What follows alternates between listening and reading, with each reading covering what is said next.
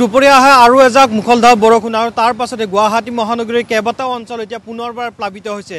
এই মুহূৰ্তত camera person Dipankar বৰুৱাই দেখুৱাইছে গুৱাহাটী মহানগৰীৰ বেলতলা ছাৰ্ভেৰ যি নেশ্যনেল হাইৱে সংযোগী পথ আছে, এই হাইৱে সংযোগী পথতে দেখিবলৈ পোৱা গৈছে একাঠু পৰ্যন্ত পানী। আৰু ইতিমধ্যে নলা নৰ্দমা যিহেতু বিগত 2টা দিন ধৰি হোৱা বৰষুণৰ ফলত ভৰ্তি হৈ আছিল আৰু তাৰ পৰিপ্ৰেক্ষিততে এতিয়া পানী দেখিবলৈ পোৱা গৈছে বেলতলা ছাৰ্ভে সংযোগী পথত। এই মুহূৰ্তত পদপথৰে আচলতে যিসকল দুচকীয়া বাহন চালক আছে তেওঁলোকে পদপথেৰে বাহন চলাই আহিবলগীয়া অৱস্থা হৈছে, কিয়নো মূল যি ৰাজপথ আছে সেই ৰাজপথ এতিয়াও একাঠু পৰ্যন্ত পানীৰ তলত। এতিয়াও কেইবাখনো বাহন এই মুহূৰ্তত বিকল হৈ পৰা দেখিবলৈ পোৱা গৈছে। আৰু ইয়াৰ পূৰ্বে আমি দেখিবলৈ পাইছিলোঁ গুৱাহাটী মহানগৰীৰ জুৰিপাৰৰ পৰা পাঞ্জাবাৰীৰ জুৰিপাৰৰ পৰা আৰম্ভ কৰি 6 মাইললৈকে বিভিন্ন স্থানত আজি দুপৰীয়া অহা বৰষুণৰ ফলত পানী হৈছিল। আৰু এই মুহূৰ্তত সন্ধিয়া ভাগলৈকে পানী এতিয়ালৈকে শুকোৱা নাই। যি বেলতলা ছাৰ্ভে সংযোগী যি ৰাষ্ট্ৰীয় ঘাইপথ সংযোগী যি পথ আছে, যি বশিষ্ঠ চাৰিআলিলৈকে যাব পাৰি, সেই পথতে আচলতে একাঠু পৰ্যন্ত পানী। আৰু এই মুহূৰ্তত পদপথেৰে আচলতে যাতায়াত কৰিবলগীয়া হৈছে যিসকল দুচকীয়া বাহন আছে।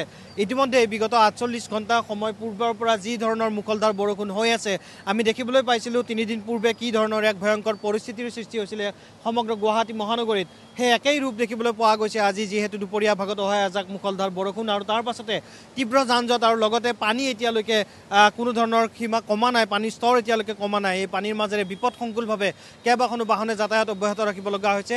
আমি দেখিবলৈ পাইছোঁ এই মুহূৰ্তত এখন ইন'ভা বাহন ৰাস্তাৰ সিটো পাৰে বিকল হৈ পৰিছে এই পানীত আবদ্ধ হৈ থকাৰ ফলতে। সমান্তৰালভাৱে ৰাস্তাৰ যি আমি যদি নেশ্যনেল হাইৱেৰ ফালৰ পৰা যদি গুৱাহাটী মহানগৰীত প্ৰৱেশ কৰা পথৰ পিনে চাওঁ, তেনেহ'লে কেমেৰা পাৰ্চন দীপংকৰ বৰুৱাই দেখুৱাব এতিয়াও তীব্ৰ যান-জঁটৰ সৃষ্টি হৈয়ে আছে। আৰু যিসকল দুচকীয়া বাহন বা যিসকল চাৰিচকীয়া বাহন লৈ যিসকল যাত্ৰী আহিছিলে গুৱাহাটী মহানগৰীৰ ভিতৰ পিনে যাবলৈ, তেওঁলোকো আচলতে আতংকিত হৈছে, আশংকাত ভুগিছে। যদিহে এই পানীৰ মাজেৰে নিজৰ বাহনখন চলাই লৈ যায় তেনেহ'লে ইঞ্জিন বিকল হৈ পুনৰ এবাৰ তেওঁলোকে আহুকালৰ সন্মুখীন হ'বলগীয়া হ'ব। গতিকে আমি এই দৃশ্য দেখুৱাইছোঁ এই মুহূৰ্তত বেলতলা ছাৰ্ভে পথৰ। মই পুনৰবাৰ দেখুৱাইছোঁ গুৱাহাটী মহানগৰীৰ ফালৰ পৰা যদি নেশ্যনেল হাইৱেৰ ফালৰ পৰা যদি যাবলৈ বিচাৰে তেনেহ'লে এই পথতে এতিয়াও পানী এতিয়াও সমানভাৱে আছে। যি দুপৰীয়া ভাগত অহা যি এজাক মুখলধাৰ বৰষুণ আছিলে, বৰষুণৰ ফলস্বৰূপে আচলতে এই স্থানত পুনৰবাৰ পানী হৈছে। ইয়াৰ পূৰ্বে আমি দেখিবলৈ পাইছিলোঁ এজাক মুখলধাৰ বৰষুণৰ পাছতে পানীত প্লাবিত হৈ পৰে সমগ্ৰ এই বেলতলা ছাৰ্ভে পথ। আৰু আজিও এয়া অনুৰূপ দৃশ্য দেখিবলৈ পোৱা গৈছে। আমি আন এটা দৃশ্য দেখুৱাম সমান্তৰালভাৱে। যি স্থানত আমি উপস্থিত আছোঁ সেই স্থানৰ পৰা দেখিবলৈ পোৱা গৈছে এটা আৱাসিক এলেকা, আৰু এই আৱাসিক এলেকাৰ ভিতৰত এতিয়াও পানী জমা হৈ আছে, এতিয়াও পানী আছে।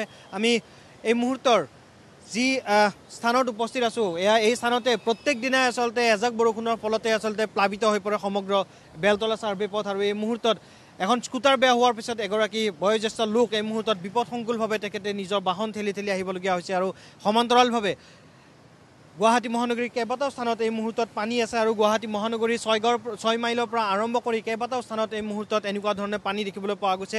কৃত্ৰিম বানত পুনৰবাৰ বুৰ গৈছে গুৱাহাটী মহানগৰীৰ কেইবাটাও ব্যস্ত অঞ্চল।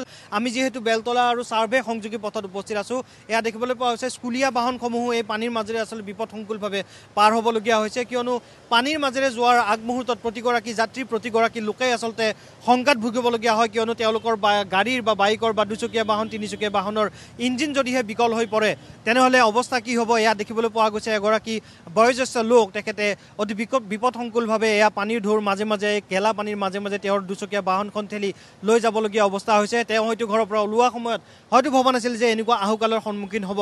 এয়া কেৱল গুৱাহাটী মহানগৰীৰ বেলতলা ছাৰ্ভে পথৰে নহয়, অন্য যি স্থানসমূহৰ কথা আমি উল্লেখ কৰিছোঁ এই স্থানসমূহতো আচলতে একেই পানী দেখিবলৈ পোৱা গৈছে।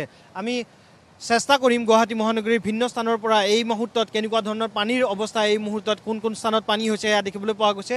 এয়া পদপথত মাছ দেখিবলৈ পোৱা গৈছে। এই পানীৰ সময়ছোৱাতে মাছ পদপথত উঠি আহিছে। কেৱল মাত্ৰ এয়াই নহয়, গুৱাহাটী মহানগৰীৰ কেইবাটাও স্থানতো আমি দেখিবলৈ পাইছোঁ স্কুলীয়া শিক্ষাৰ্থী, কলেজীয়া শিক্ষাৰ্থী, আনকি বাহনো আচলতে পদপথেৰে আহিব লগা হ'ল পানী হোৱাৰ কাৰণে। একেবাৰে বেয়া, বহুত পানী একেবাৰে।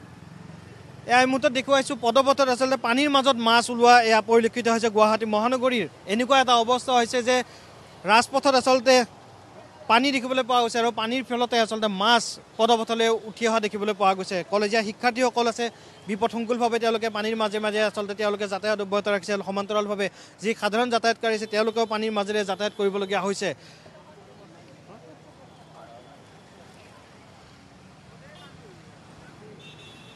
সদায় আজি কেতিয়া আহিছিলে বৰষুণ? আজি মোটামুটি 2টা বজাত আহিছিলে। বৰষুণ কিমানমান সময় হৈছিলে বৰষুণ মোটামুটি 1 ঘণ্টামান হৈছিলে 1 ঘণ্টামান হৈছিলে এইখিনিতো সদায় অকণমান বৰষুণ হ'লে পানী জমা হয় মানে বৰষুণ দিলে মানে ইপিনৰ পৰা পানী আহে ইপিনৰ পৰা আহে এইখিনি পুৰা একদম ভৰ্তি হৈ যায় পানীৰে এইখিনিতো ভৰ্তি হৈ যায় মানে গাড়ী চাৰি মানে যাব নোৱাৰি মানে স্কুলৰ পৰা ল'ৰা ছোৱালী আহে উল্টি পৰে উল্টি পৰি যায় গোটেই পৰি যায় বাছবিলাক আহে ঢৌ লাগি যায় পানীৰ ঢৌ লাগি কেনে এনেকৈ উল্টি পৰে গাড়ী কিমানখন বেয়া হৈছে গাড়ীটো স্কুটি গাড়ীটো বহুত ঠেলি লৈ যায় ইয়াত আমি দেখিবলৈ পাইছোঁ কেইবাখনো বাহন ইতিমধ্যে বিকল হৈ পৰিছে গোটেই মানে আহি থাকে যাই থাকে আৰু ঠেলি লৈ যাই থাকে গোটেই পানী সোমায় ইঞ্জিনৰ ভিতৰত এনেকৈ এইখিনি এতিয়া কিবা উন্নয়ন হ'বনে নহয় আপোনালোকে কি ভাবে আপুনিতো দেখি থাকে সদায় এইখিনি এতিয়া ভাল হ'ব লাগে সেইটো আমি চৰকাৰক সেইটো আহ্বান জনাওঁ এই মুহূৰ্তত আমি দেখুৱাইছোঁ এই স্থানতে এগৰাকী ব্যৱসায়ী তেখেতে উল্লেখ কৰিছে যে অকণমান সময় বৰষুণ হোৱাৰ ফলতে আচলতে ইয়াত পানী জমা হৈ যায় আৰু এই পানীখিনি উলিয়াই নিয়াৰ যি নিষ্কাশনৰ ব্যৱস্থা হ'ব লাগিছিলে সেই পদ্ধতি এতিয়ালৈকে সুচাৰুৰূপে হোৱা নাই বাবে ইতিমধ্যে এই স্থানত বাৰম্বাৰ পানী এনেকুৱা ধৰণে হোৱাৰ ফলত কৃত্ৰিম বানত বুৰ গৈ সমগ্ৰ বেলতলা চাৰ্ভে অঞ্চল